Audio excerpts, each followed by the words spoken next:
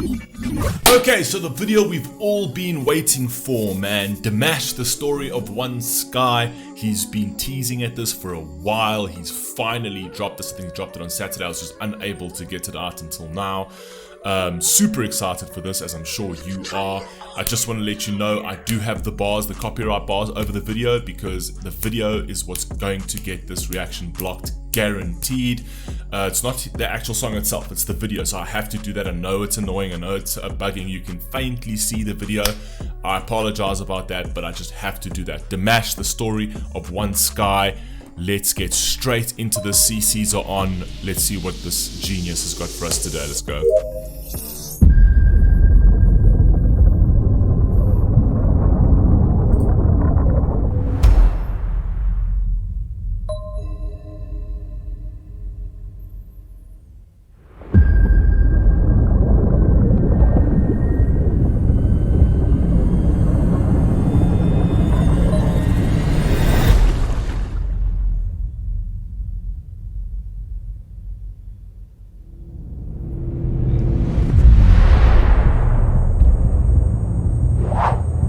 Good cinematography,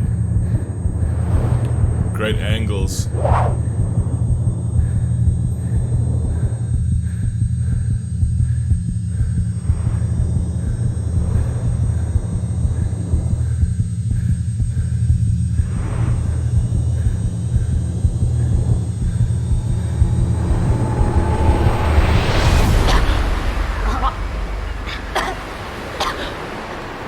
Nice. So good.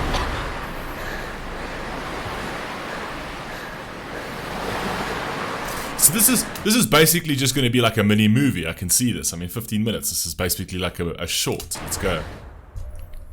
A short movie.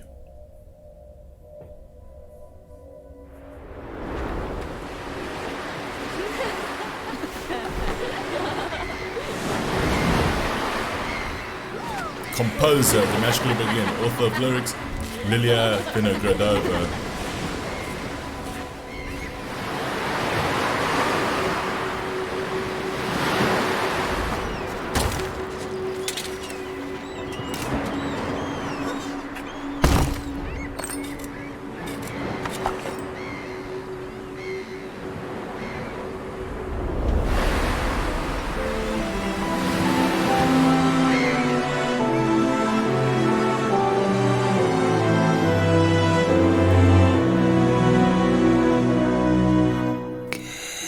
Believe what's happening at all.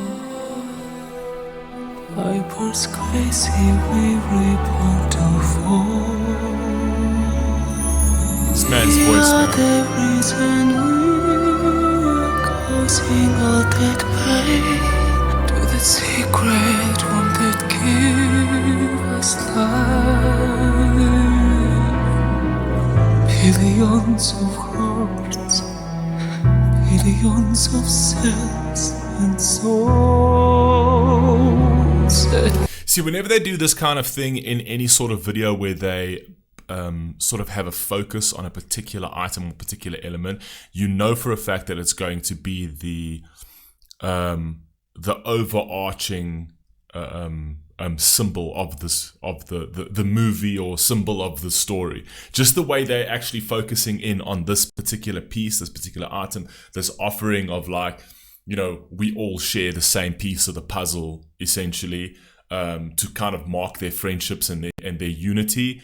I can see already what they're doing with the storyline. It's something that you can predict. So straight off the bat, this over here, this little symbol of what he's going to wear is going to be the overarching thing. You can see it right now. Dreams, billions of lives shouldn't ever turn to senseless horror, so tears and blood.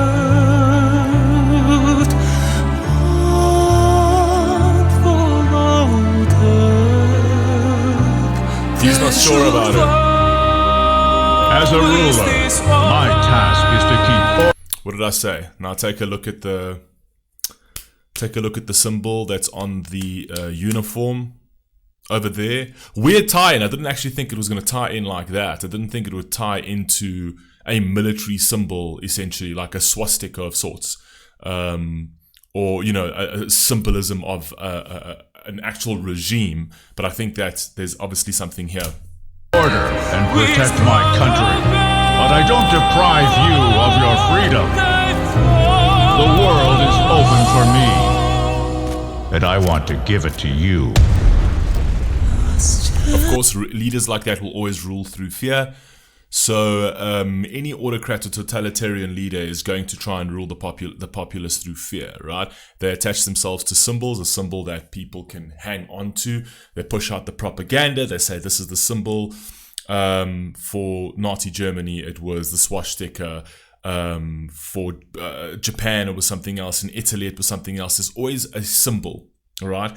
That unites the people under a cause over, through propaganda of sorts, right? Every country has its symbol, regardless of how they use that symbol. If you look at America, it's Uncle Sam being the protector, Uncle Sam being, the big, powerful America. There's always a symbol that you find some commonality between the people, for good or for bad. In the Nazi sense, it was for very, very bad.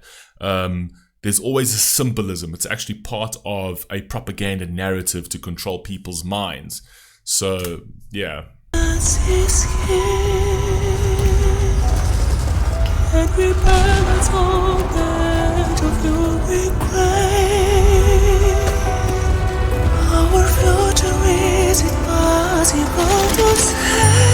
don't know, Dimash.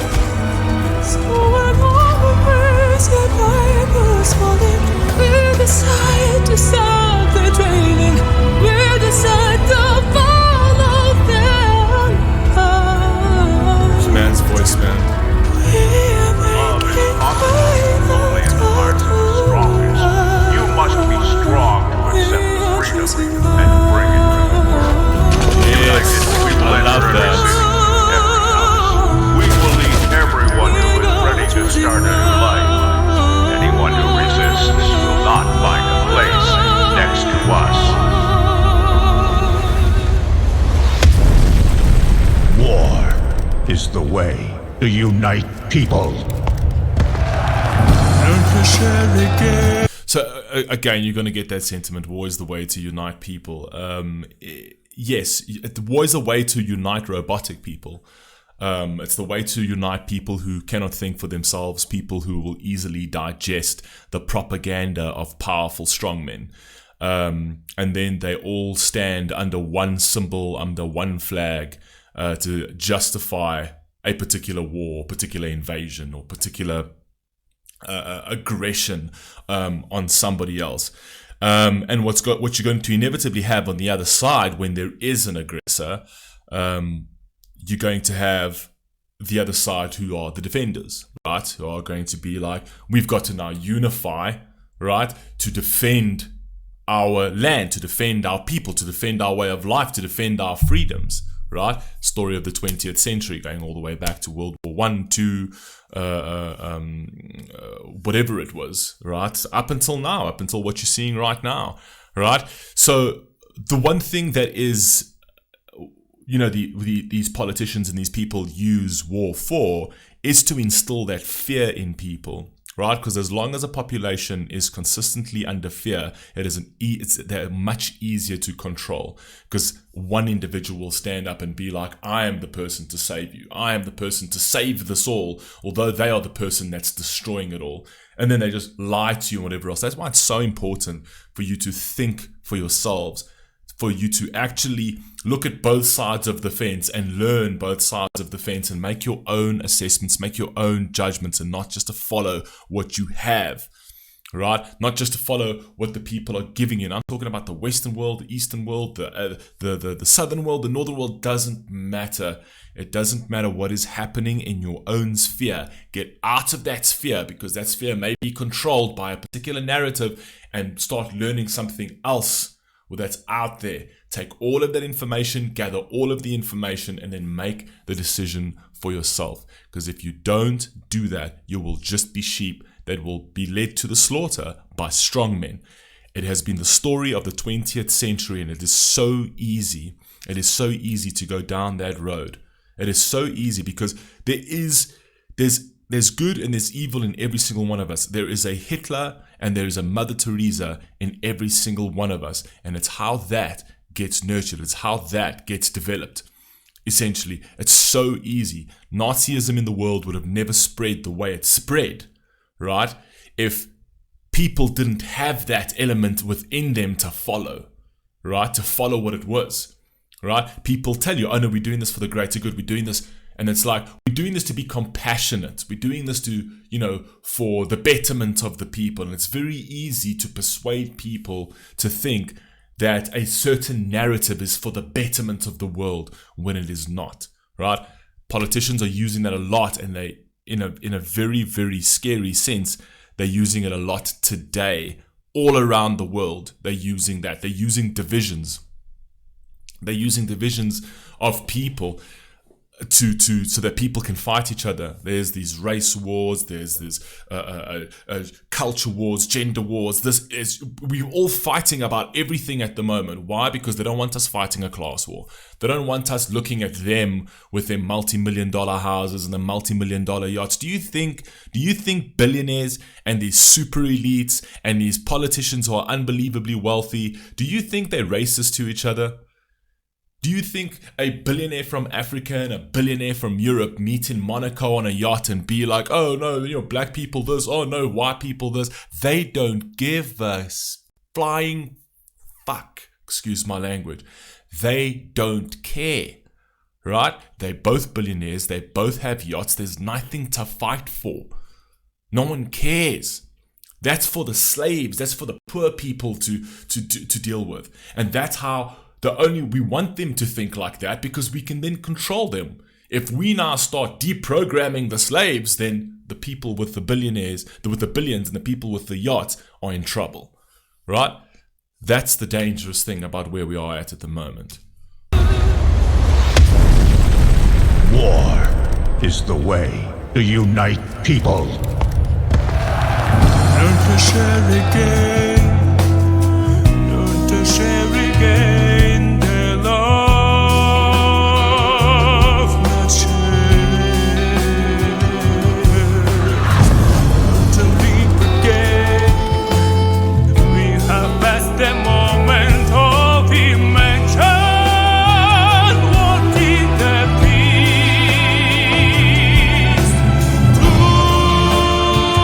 We have to stand. Okay, so what's the bet? The innocent civilian, which is the lady, she's got that. She was the friend, right? This is what I was actually trying to say from the very beginning. You could see where it was going, right? Symbols will unite people, and those very same symbols will destroy people, right? So over here, with the way they telling the way he's telling the story over here is right in the beginning, they were all friends, right? All innocent, all under one sky, right? Overlying theme of the actual story over here. And he's got the one piece of the symbol, she's got the one piece of the symbol, and what's to bet that the other piece of the symbol is the oppressor, is the military guy who was his friend. And it all comes down to how they are brought up, right? They were brought up in different households, they're brought up in different avenues. One went down a really dark route, right? Painted a particular narrative, but they all share the same symbol, right? The crazy thing about,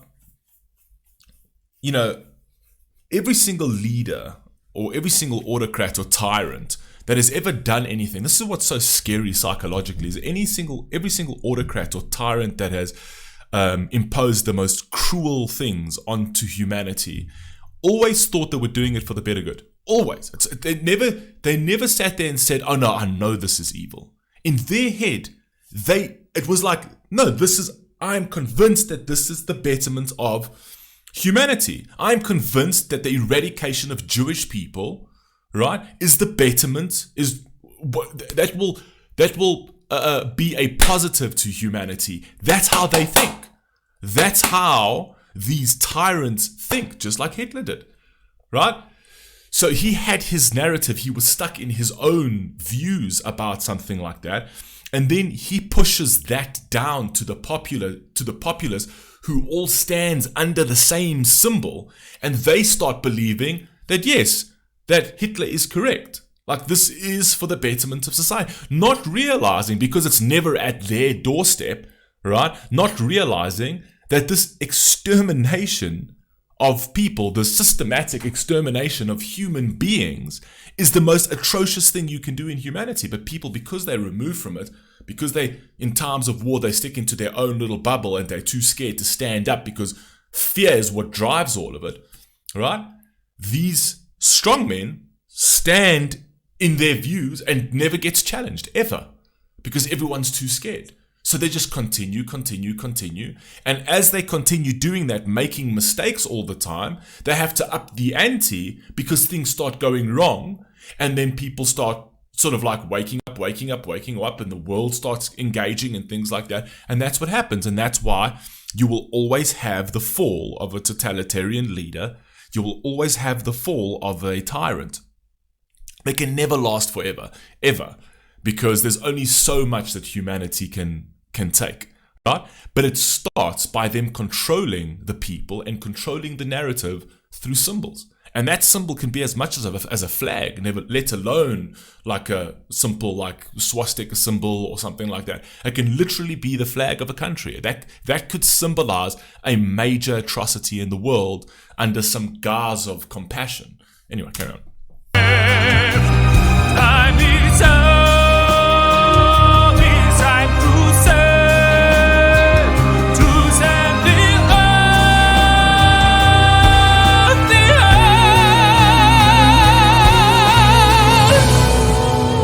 Here is last chance. Can we balance all that you regret? Our future is impossible to save. So when our crazy Bibles falling, we decide to stop the training. We decide to follow their line. Here is last chance. Can we balance all that you regret? Our future is impossible to save. Our future is possible to save. I love Dimash that he's doing this. I love the fact that Dimash is doing this. You can see the man actually has a soul. You can see the man actually thinks. He thinks for himself, and he's able to put that into his art so that you can take it and you can interpret it however you want. Right? Absolutely beautiful. I love that he's doing this. So when our crazy Bibles falling, we decide to stop the trading. We make it final, go from wrong to right. Just our final, turn from wrong to right. The innocent always love, always suffer.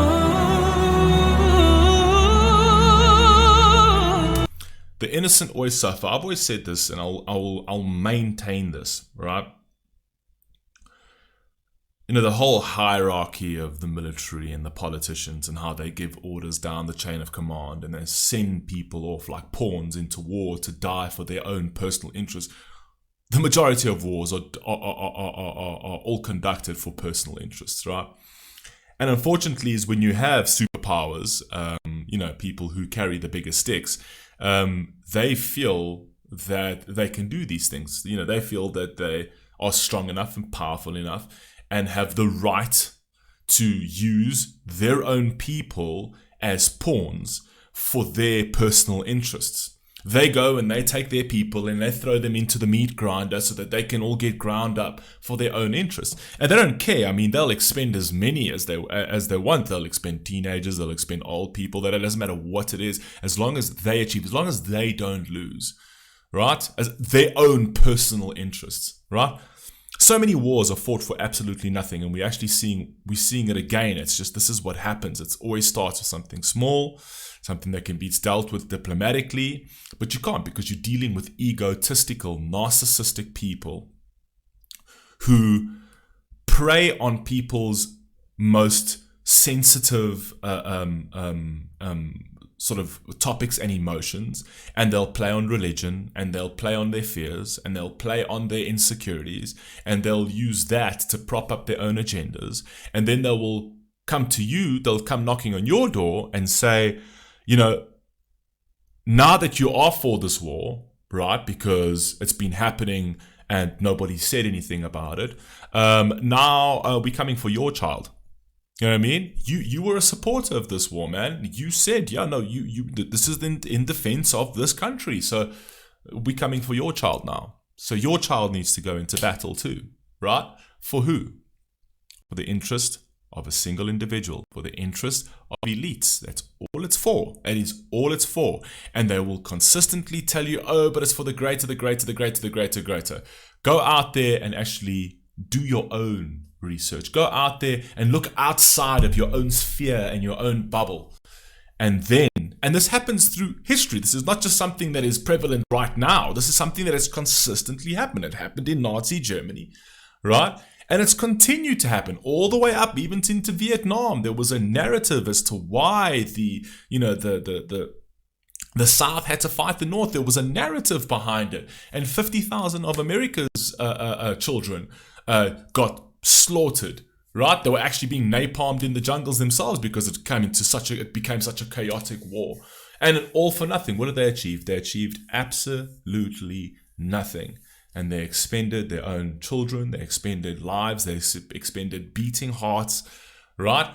All for interests of the powerful, all for interests of those who want to put more and more and more and more money in their pockets and grab onto more and more and more power. And every single country that is a superpower is going to take advantage and abuse that. And it's up to the people. It is up to the people to stand up and put these people in check. There are far more people than the actual establishment, right? We stand up and the game is over. That's the difference. And if we continue to be silent and we continue to just be like, well, it's not, as long as it's not happening at my door, you know, it's all well and good, right? Eventually it will get to your door. And eventually those ramifications will, because it's inch by inch. It's like, okay, well, oh, they're quiet now. Now the war's at your door. But because you've been quiet about it, because, you know, you let this get this far, eventually they're coming for your children. Eventually they're coming for you. That's how they operate. That's how strong, autocratic, evil men operate. Right? Cowards are those that make heroes. Because cowards send men to war, they die, and then the cowards come and tell you those men were heroes. Those men fought for you. Right? If those cowards, if those politicians felt so strongly about the war, you go to war. You go to the trenches. Send your children to the trenches and I'll follow. Right? But until you do that, I'm not following. That's how it should be.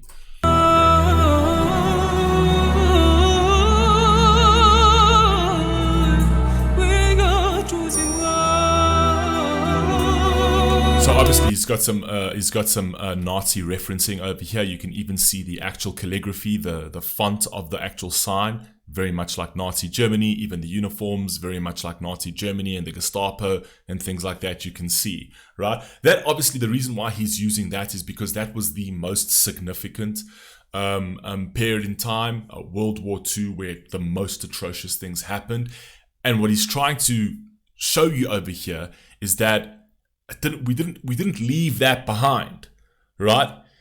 That can come again and very easily, right? People tend to think like, oh, that will never happen again. And the problem is that back then, when that actually did happen, it took a lot of brave men and it took a lot of sacrifice to get us out of that, to get us into a free world, right? And if we get into that again, there are no guarantees that we'll be able to do that again. There's no guarantees that humanity will be able to do that again. right? So I like the messaging over here.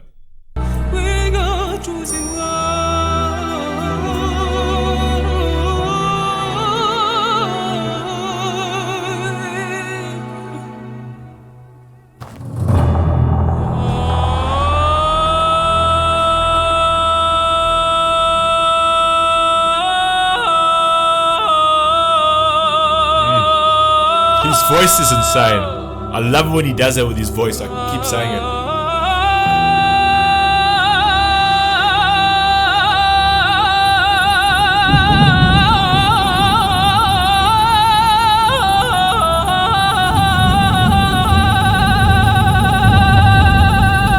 That is the reality of war.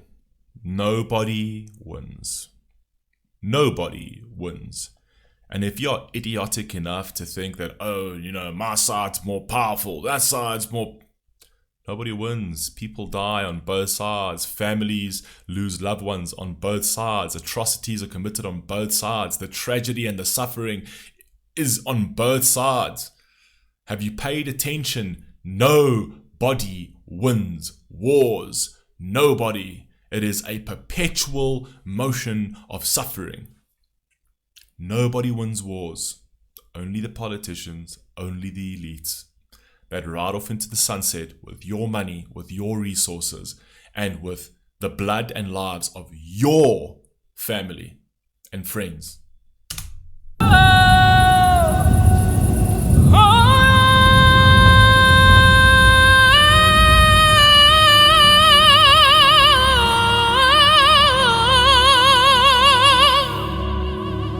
His voice is amazing.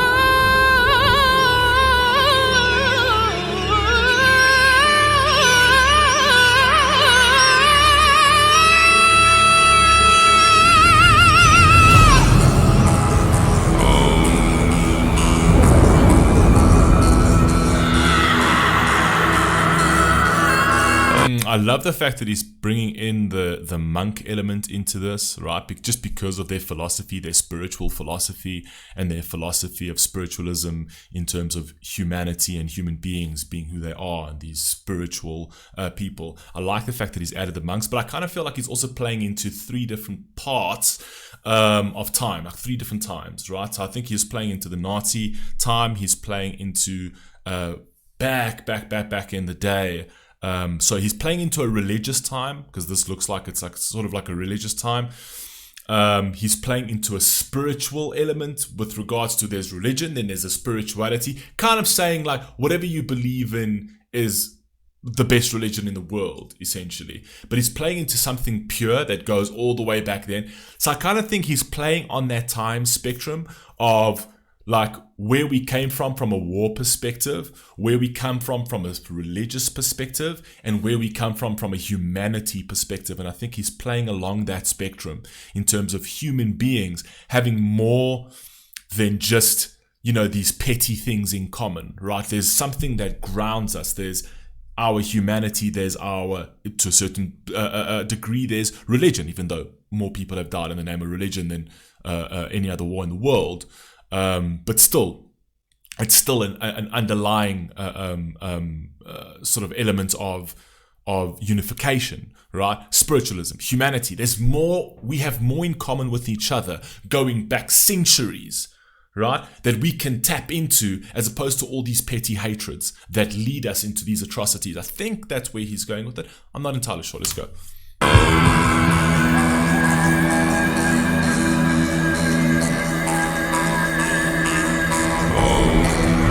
I think he's playing with the Jesus element of it.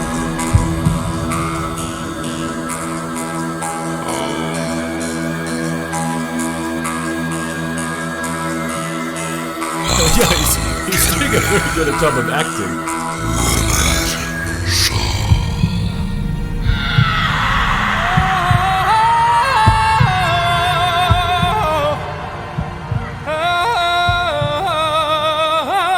Love that contrasting element over there. Love the contrast of the pain that it takes to bring in a child is the pain that it takes to lose a child, essentially. I think it's a very beautiful little kind of like the beginning of life, the end of life, because obviously she's giving birth, right? And I like the way he's playing with that, where, you know, the pain it takes to bring a child into this world, that pain comes with a lot of beauty, right? But that's the losing that same child comes with a tremendous amount of pain and suffering as well. So I like the sort of connection he has with the bringing of life and the ending of life, both being integral to the element of pain. I really like that. I think it's a beautiful way, even from a philosophical sense, to tie in tragedy. Is the pain of life and the pain of death is connected. I like that.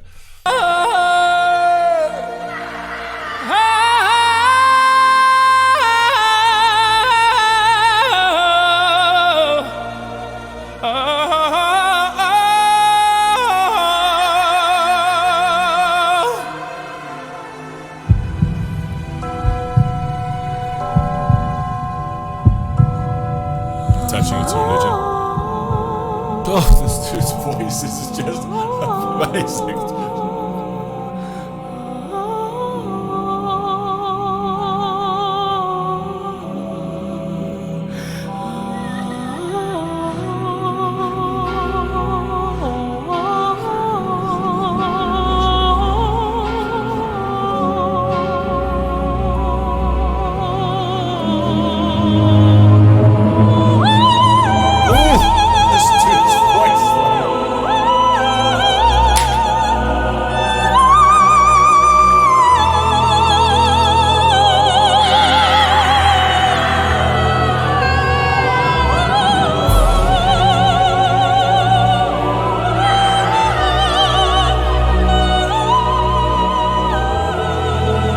Even though they seem like in different times now, so he's playing hectically on the different eras over here, but the lady who's got that little piece on her chest over there, which was given by that child, that seemed like it was more, when that actually happened, it was more modern day. But now that he's going back in time, so like back to whatever BC, whatever it was. She's got that symbol on her chest as well. I think what he's trying to portray over here is how humanity are so easy to attach themselves to symbols. It's not something that is, prevalent today. It's not something that we hang on to today. It's something that human beings have attached to forever. And those symbols are the very things that control us, because with those symbols comes narratives. With those symbols comes a certain ideology that is sort of pushed onto you and then afterwards passed down from generation to generation until you break those symbols. And humanity has gone a very long way in doing things like that. There were some atrocious symbols, and we've learned and we've adapted, and we've learned and we've adapted, and we've learned it was adapted. But throughout time and throughout history and going back and even going forward, human beings are always going to do that. We are beautiful people, but there are we also have evil within us, and if we are not careful, right, we are able to foster that and push that on to the next generation and start this whole cycle of evil once again through using those symbols, because that's how humanity operates. So humanity wants to be attached to something, to find a purpose or a meaning. So we attach themselves to symbols, and with those symbols are given to us by people who are very convincing, people who are very well-spoken and give very emotive speeches and things like that, and then actually force you to believe. This is why knowledge is power, because you need to ensure that you're consistently educated so that you're able to read between the lines. You're able to make sense of the gray areas. If you don't educate yourself, you're going to fall prey to men who are smarter than you, who are going to use you as their pawns. Education is absolutely everything, or else you fall to tyrants and their symbols. Right? Carry on. What did I say? What did I say? I told you now. What did I say? The same symbol, the symbol that brought them together, is now the symbol that's dividing and destroying them. What did I say? There was an underlying message there, but okay. He raised us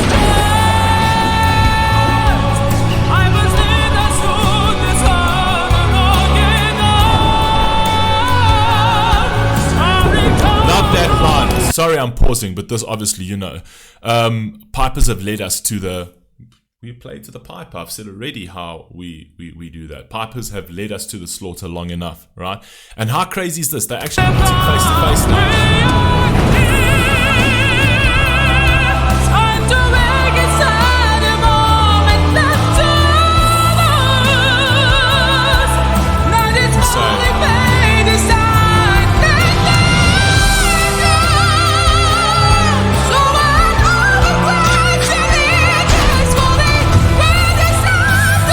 How crazy. I mean, that's a very powerful symbol over there. They were once friends, man. Like, they were once friends, right?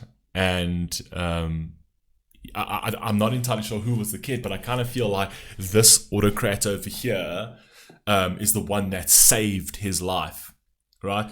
So it's actually quite amazing with the way he's playing that in terms of like, as children, all they know is innocence. So children are the kind of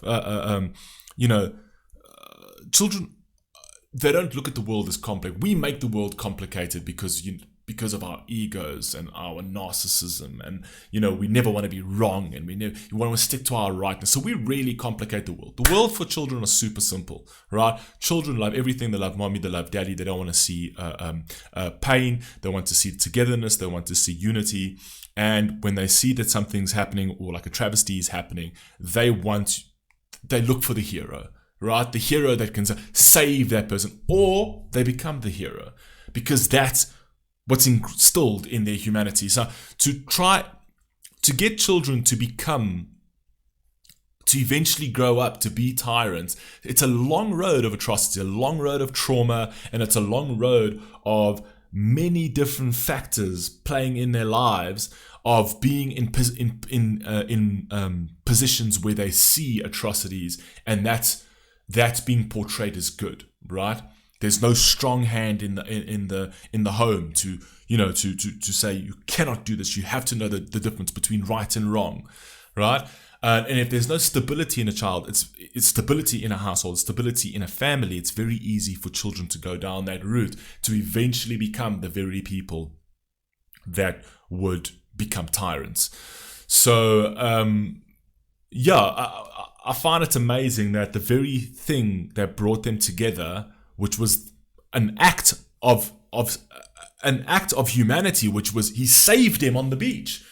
That was the thing that brought them together. What brought them together was heroism and saving him on the beach, right? And what's tearing them apart, right, is, again, it's heroism, but it's evil as well, right? But everybody went their separate ways. It's crazy. I like the message over here, but anyway, I'm talking too much. Just Karen.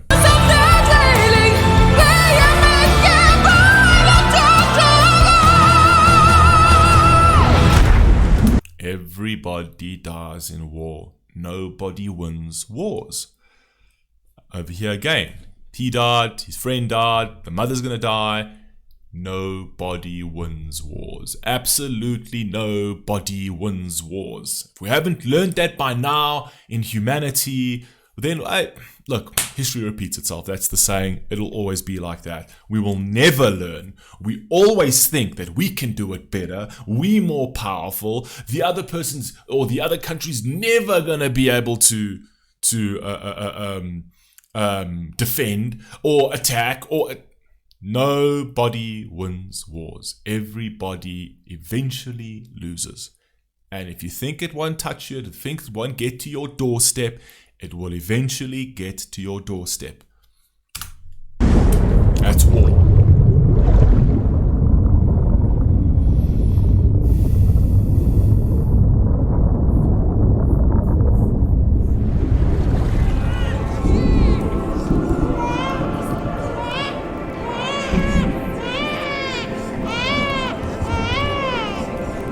As someone dies, a new life is born.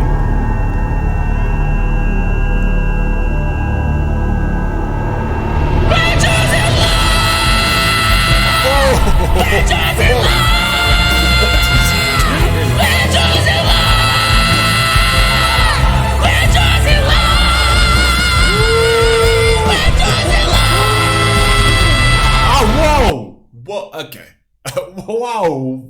Wait a second. I have never heard Dimash do that. Wow, bro. That stabs you straight in the heart. I have never. The conviction in that. He is screaming. That is something that is heart-wrenching, man. No, I've got to go back. I'm sorry. I know this is a long video, man. Just click off if it's too long. Sorry.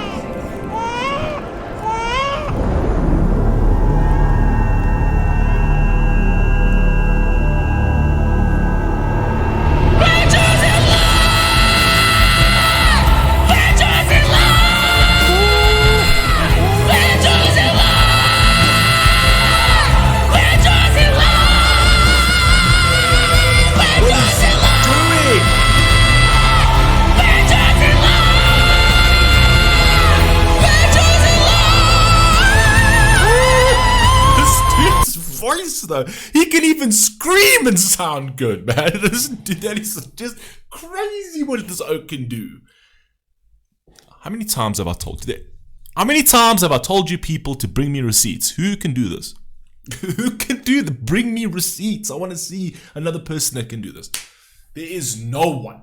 There is no one on this planet that can do what this guy does with his vocal ability. He is insane and just keeps it seamlessly. He just went from like a screaming into like a high register immediately. He's screaming at a high register anyway, but I'm saying he's just going from a high register scream straight into a high register. This dude, man, this dude.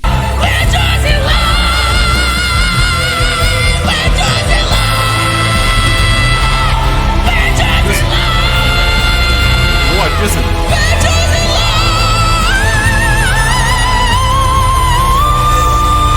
How do you do that? Stop it now. Taking it back to the innocence of children.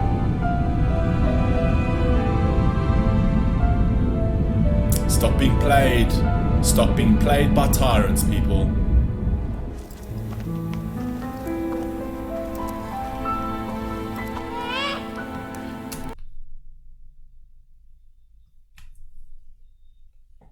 What do? We go and we pass on the same symbols down onto the next generation. Right? For many different reasons. Many people see symbols very differently. So many people will, there's an overlying notion to whatever symbol is brought on.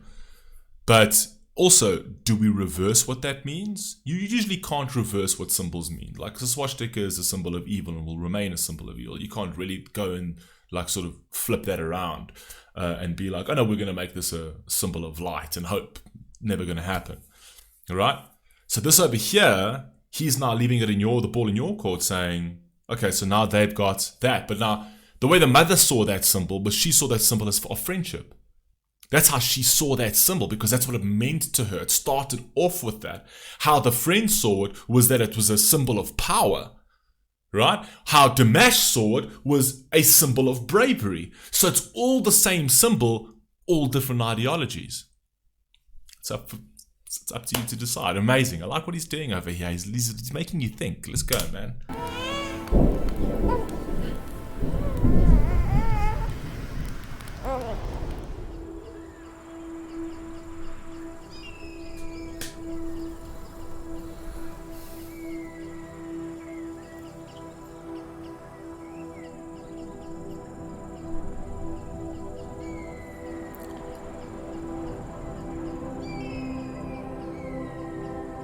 I love this part over here because now this part he's taking it back to the beginning and saying, let's forge a new path. Let's go back to the beginning and find a new route, find a new journey, right?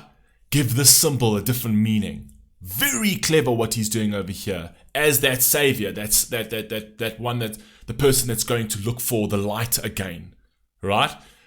Forge a new path. I like that again. He's playing on 3 different times. I'm trying to like make sense of this in like real time. So I know I might be sort of all over the show with it, But I like the way he's ending this over here, taking it all the way back to the beginning, right? And it's almost like a prophet who's going out to look for the meaning of life and the meaning of humanity, and sort of, I wouldn't say there's no evolution in this sense. I'm saying I think it's a revolution to a certain degree. That's the symbolism over there. It's a revolution going back to saying, let's try and see if we can make this symbol something different, right? That's what I think. The shepherd.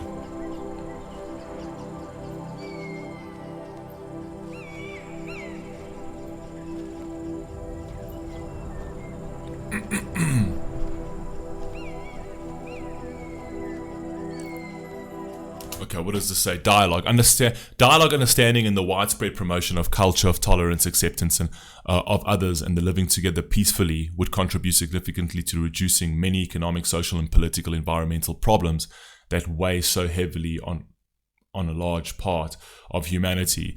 Over here, listen to what he said over here. Listen to what's written over here. Dialogue, understanding, and the widespread promotion of a culture of tolerance. Do you see any of that today? Anywhere in the Western world, do you see any of that today? Are people tolerant with each other? Are people understanding with each other? Are people talking with each other? Having conversations? Having some sort of dissent? No. We're being torn apart and torn apart and torn apart by symbols and by people who purport to think that they know better than you, or people who are stripping you of your commonalities, and they're saying, no, we actually have nothing in common, right? If you don't hold my political viewpoint, you're a bad person. We can't be neighbors if you support this one and I support that one. We can't be neighbors because there's nothing that can hold us together, which is the biggest line, the biggest way to control humanity, the biggest way to control people and divide and conquer. It's the way it goes, right? They don't want you talking. They don't want dissent. They don't want you understanding. They want you in pigeonholes. They want you in different aisles. They want you to fight because for as long as you're fighting a race and cultural war, you are not fighting a class war.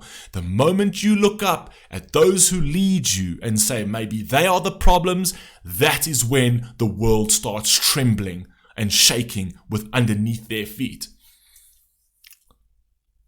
Don't be the sheep. Don't follow these people. Think for yourselves. Acquire knowledge. Don't be motoric.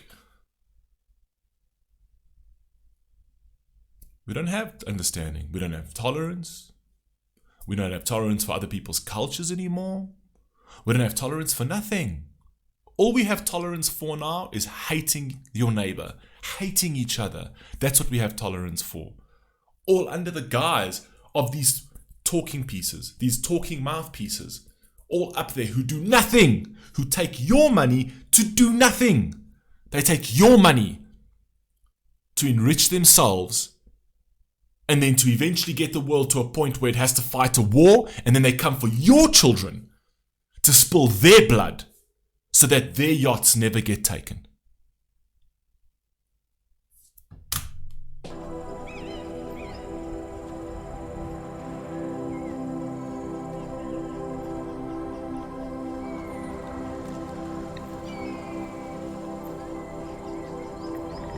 Brilliant from Dimash.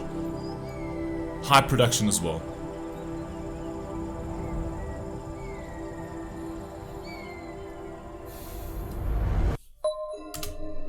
Beautiful, high production stuff. Loved this. Man, what he did with his voice in this one as well was absolutely ludicrous. Right? I apologize. I know I spoke a lot. I usually tend to speak a lot, specifically on these topics, so I apologize about that. You guys could have clicked off whenever you wanted though.